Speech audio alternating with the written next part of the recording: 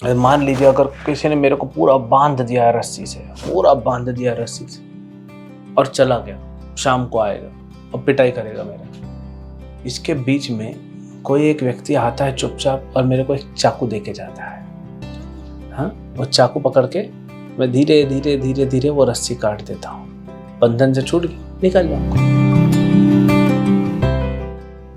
हरे कृष्णा। भगवद गीता अध्याय 5 श्लोक संख्या 10। ब्रह्मण्यादाय कर्माणि संगम त्यक्ता करोति यः लिप्यते न स पापेन पद्मपत्रम इवाम्भसा।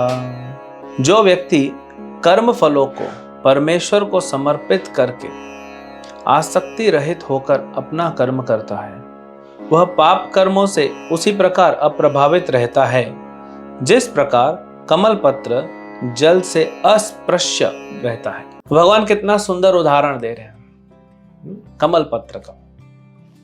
तो क्या कह रहे हैं, देखिए कुछ श्लोकों से एक थीम बनती आ रही है। जो भक्ति युक्त होता है वो बंधन में नहीं आता, विशुद्ध आत्मा विजित आत्मा है, सबने किया तो क्यों नहीं फंसता। थोड़ा और भगवान यहाँ पे डिटेल में यहाँ पे 2 पॉइंट बताते हैं। एक तो आसक्त नहीं है, अनासक्त। जो भी कर्म करता है अनासक्त होके। आसक्त क्यों होना? जैसे एक बैंक में कैशियर होता है, वो कैशियर के पास सब लोग जाके पैसा जमा करते, अपना रसीद ले आते। अब क्या होता है कि कभी कभी बैंक में बहुत ज़्यादा पैसा आता है।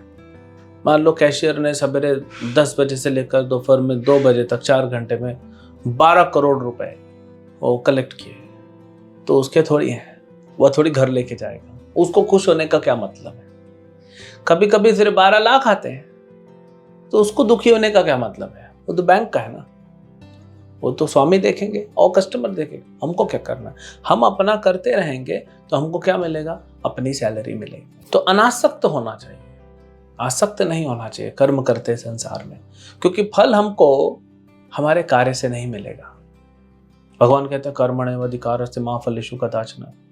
कर्म करो, फल की इच्छा मत करो। तो बहुत लोग इसको डाइजेस्ट नहीं कर पाते, भड़क जाते हैं, गुस्सा करते हैं कि हम कर्म भी करें और फल भी न मिले, ऐसा कैसा है? नहीं, आप कर्म करो लेकिन वहां से फल मिले ना मिले, लेकिन कर्म अगर शास्त्र अनुसार कर रहे हैं, जैसे भगवद गीता भागवत में बताया गया है, जैसे प्रामाणिक गुरु बता रहे हैं, तो फल तो आपको भगवान से मिलेगा ही, बहुत ज्यादा मिलेगा, लेकिन हम सही सिस्टम फॉलो करें। जो फल मिल रहा है, अब भगवान देखिए क्या बोलते हैं, जो फल मिल रहा है उसको पूरा सरेंडर करना है और पूरा कृष्ण को देना है। अरे प्रभु, ये तो बड़ा विचित्र बात है। पहले तो कर्म करो, फल की इच्छा मत करो, फिर आप कहते हो कि नहीं नहीं फल मिलेगा, भगवान देंगे, और फल भी पूरा भगवान को ही देना है।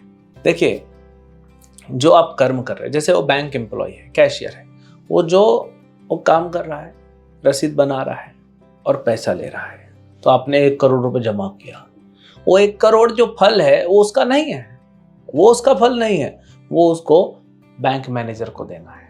फल उसको बैंक मैनेजर से मिलेगा। तो आप कर्म करते हो संसार में, उससे जो मिलता है वो कृष्ण का है, फिर कृष्ण आपको देंगे। ये सिस्टम है, बड़ा सरल सिस्टम है, बड़ा इजी है। लेकिन हम क्या कर रहे हैं, कैशियर बन गए और जो 1 करोड़ आया उसको रसीद तो बना दिया, उसको रसीद दे दी, लेकिन 1 करोड़ पूरा अपने बैग में डाल दिया। चलो घर। आप घर पहुंचते हैं, हाँ, सब तरफ से पुलिस की सायरन बजती है। आपके घर पे ऑलरेडी अंदर पुलिस बैठी हुई है, चाय पी रहे हैं। आइए 1 करोड़ निकालिए। 1 करोड़ भी ले जाएगा आपसे, दंड भी देगा, नौकरी भी जाएगी। तो गलत सिस्टम कर्म का जो हम लगाए हुए हैं संसार में, इसीलिए क्या हो रहा है, दुख हो रहा है। देखिए, आज लोगों को खाने के लिए नहीं मिल रहा है, महंगाई कितनी बढ़ गई है और महंगाई बढ़ रही है। अभी रशिया यूक्रेन में युद्ध होने से, क्योंकि यूक्रेन दुनिया को बहुत सारा गेहूं प्रदान करता था, तो रुक गया। फिर सब दुनिया के लोगों ने देखा कि भाई भारत से गेहूं मिल सकता है, भारत ने दिया, फिर नहीं दिया।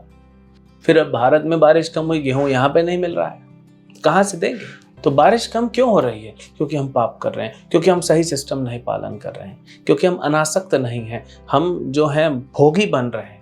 कृष्ण बोलते हैं इसी अध्याय में, आखिरी श्लोक में 29वें नंबर श्लोक में भोक्ताराम ये गतपसाम सर्वलोक महेश्वरम, भगवान बोलते हैं मैं भोक्ता हूं, मैं सर्वलोक महेश्वर हूं, मैं सभी लोगों का महा ईश्वर हूं।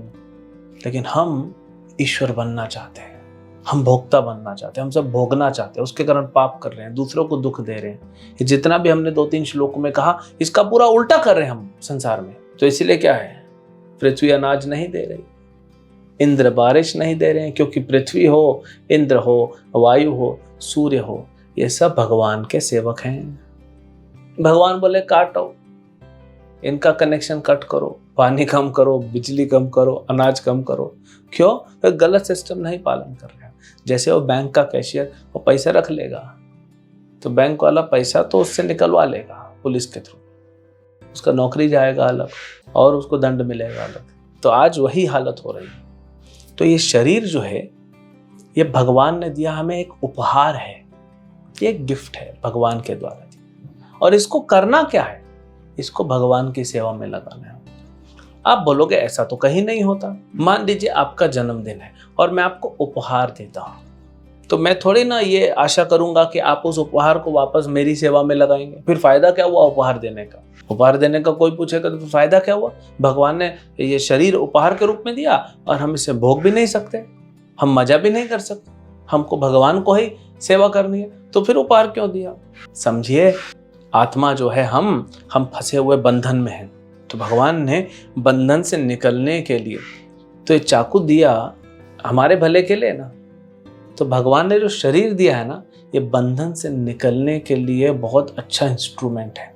तो जब भगवान की सेवा में लगाएंगे तो क्या होगा? आत्मा शुद्ध होगी, चेतना शुद्ध होगी। ये कैसे होगी, इसी को अगले श्लोक में भगवान बताएंगे। और हमारा पूर्ण लाभ है। भक्ति करने में सबसे ज्यादा बेनिफिट किसको है? हमको है। सबसे ज्यादा लाभ किसका है? हमारा है। इसीलिए भक्ति करिए, हरे कृष्ण मंत्र जप करिए, गीता भागवत पढ़िए, समझिए और दूसरों को बताइए। हरे कृष्ण।